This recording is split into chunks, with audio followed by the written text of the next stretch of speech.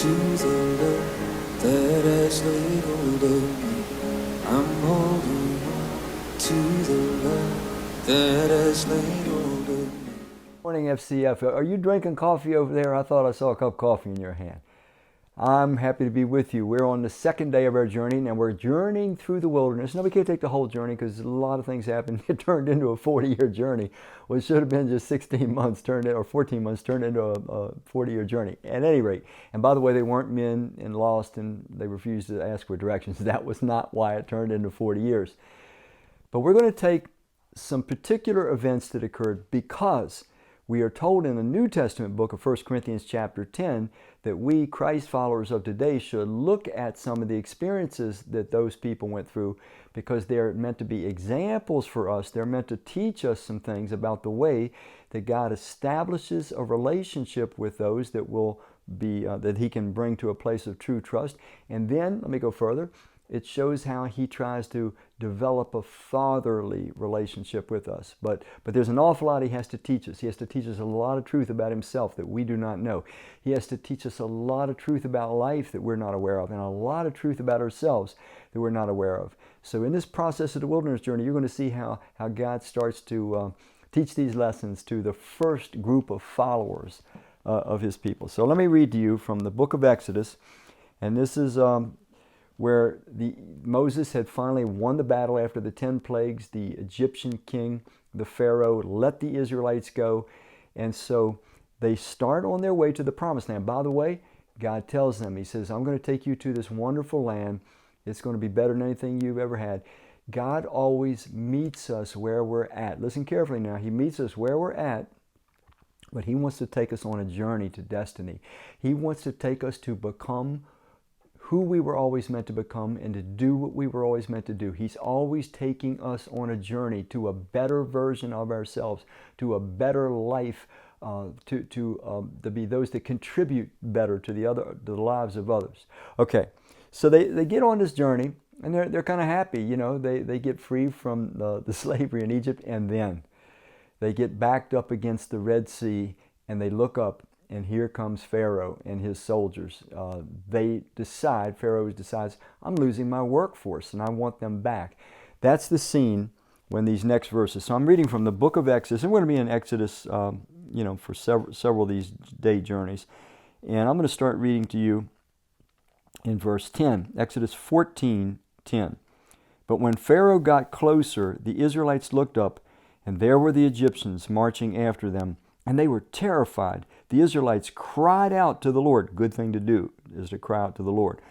And they said to Moses, is it because, poor Moses, is it because there are no graves in Egypt that you have taken us away to die in the desert?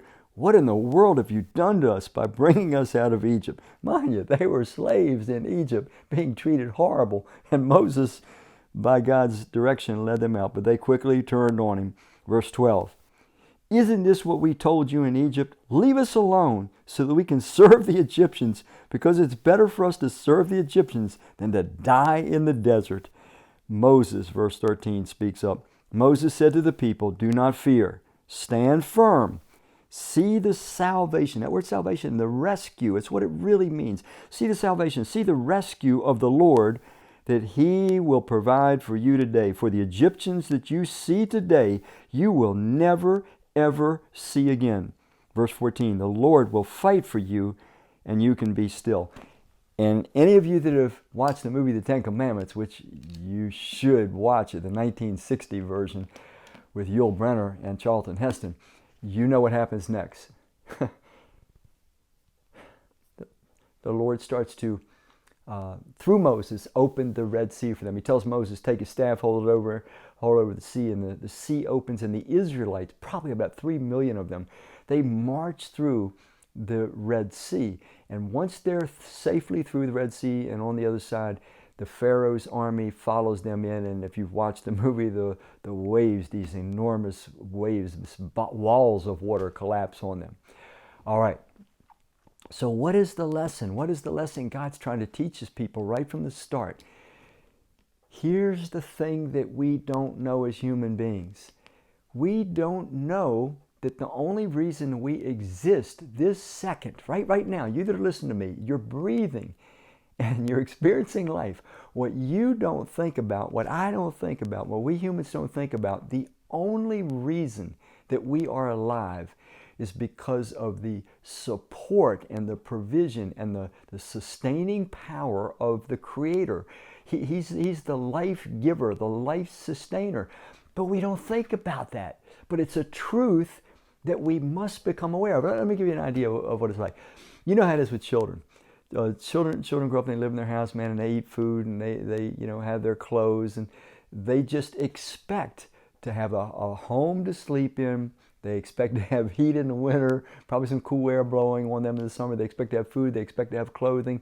They just take it for granted. They don't think about it.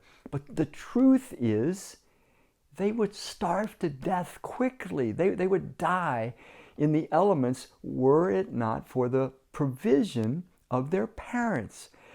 You and I as human beings, we have to relearn some truths. And God, as He's trying to authenticate a relationship with us, He wants to awaken us that we are always dependent upon His protection. He brings these Israelites deliberately into a terrible situation where they can never defend themselves. They can never escape. They can never provide for themselves.